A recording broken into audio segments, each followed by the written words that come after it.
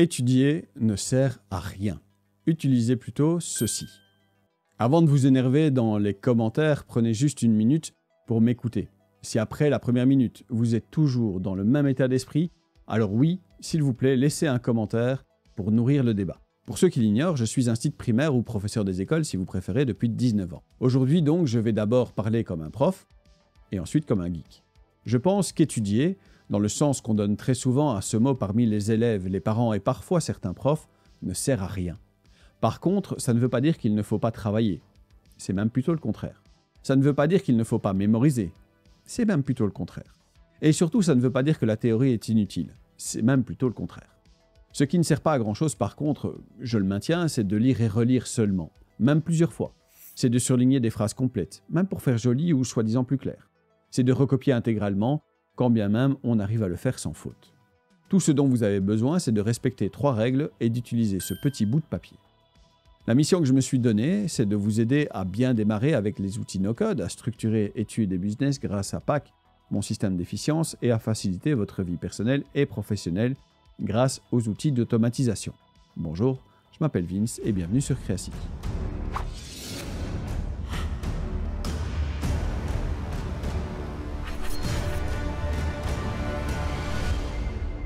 Répéter et se tester, c'est la base. Selon Stanislas Dehaene, qui préside le Conseil scientifique de l'éducation nationale en France et qui a fait de nombreuses études sur les sciences cognitives et les phénomènes d'apprentissage en utilisant entre autres l'imagerie cérébrale, la solution pour apprendre et mémoriser est assez simple. Répéter et se tester. Encore faut-il s'entendre sur le comment répéter et le comment se tester, mais nous y reviendrons.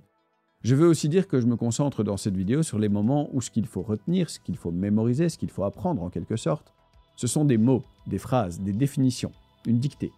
Pas tellement une procédure, un geste même mental ou une expérience. Dans ces cas-là, la pratique, la répétition du geste, le fait de faire la chose, est souvent bien plus essentiel que d'en connaître la théorie. Quoique, faire de la cuisine sans savoir ce que signifie un chinois réduire ou un chef ou réserver quand on se trouve au fourneau, c'est la garantie d'une catastrophe culinaire. Répéter et se tester donc. Vous voyez, je me répète déjà, ne vous inquiétez pas, le test arrive. Comme je le disais dans l'intro, lire et relire ne sert à rien. Car d'un point de vue intellectuel, dès qu'on a dépassé la difficulté initiale de l'acte de lire, c'est-à-dire qu'on peut à peu près décoder certains mots ou des tournures étranges, lire mécaniquement n'est pas un acte intellectuel fort qui amène votre cerveau à faire un effort d'apprentissage.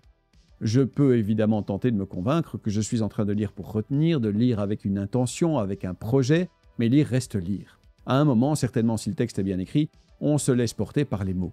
Ou alors faut-il faire de vraies pauses dans la lecture, plus longues que celles allouées normalement au point.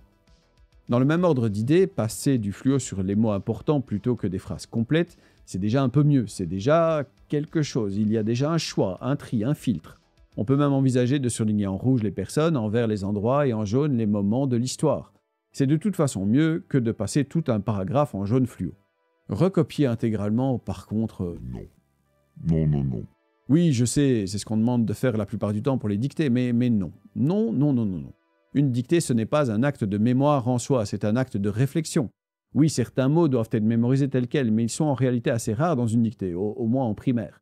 Jeune, j'ai eu des problèmes avec le mot accueil, par exemple, et ce « u » devant le « œil ».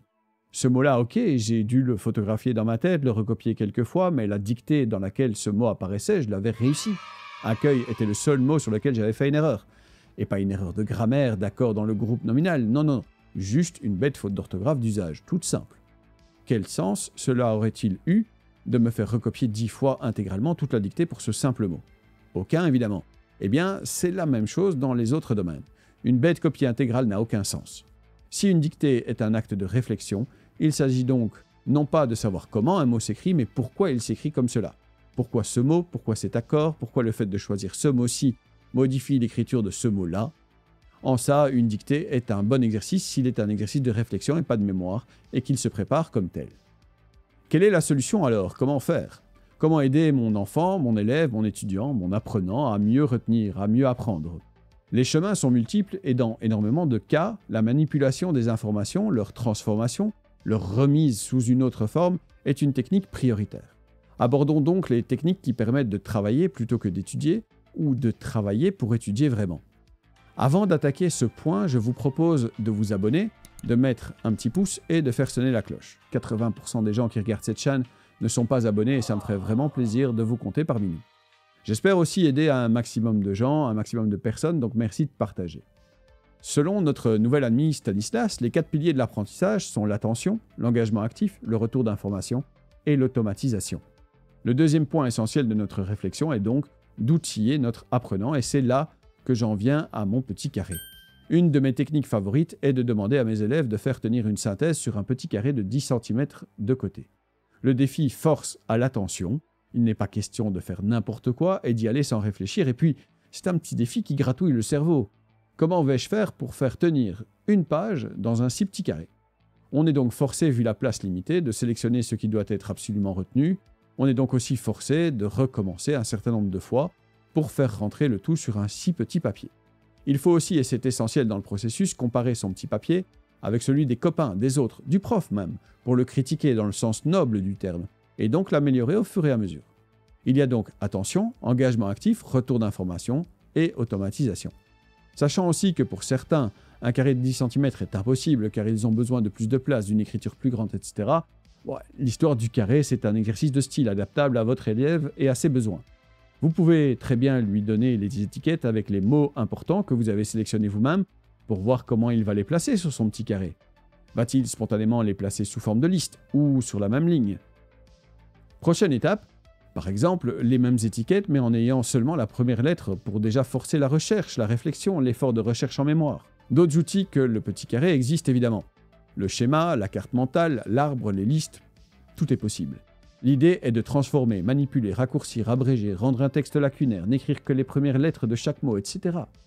Mais dans tous les cas, il s'agit de répéter, de retravailler le même sujet, la même matière en s'assurant à chaque fois de respecter les 4 piliers.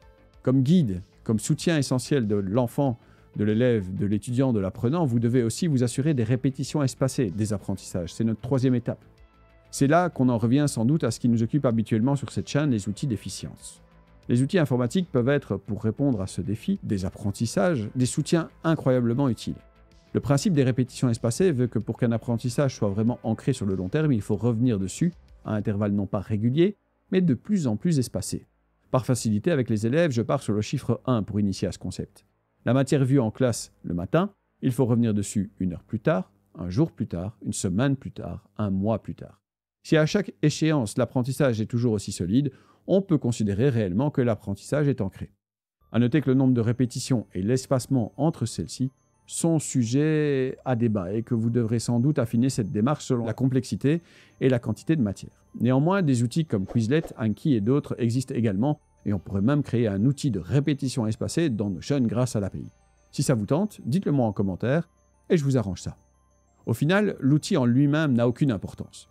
Ce qui compte, c'est l'engagement. Un bout de papier suffit à faire le travail, pas besoin d'une app, d'un PC, d'une tablette. Donner simplement un outil à l'apprenant n'a aucun intérêt si vous n'y ajoutez pas l'accompagnement. Donc, passez du temps avec votre apprenant.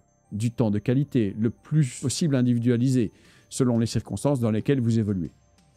Encore une fois, je m'appelle Vince et je vous remercie d'avoir regardé cette vidéo. Soyez sympa dans vos commentaires car les trolls c'est uniquement chouette quand ça danse, ça chante ou ça fait des câlins. N'oubliez pas de vous abonner, commenter, partager, aimer et faire sonner la cloche. Puissions-nous nous revoir bientôt. Merci, au revoir.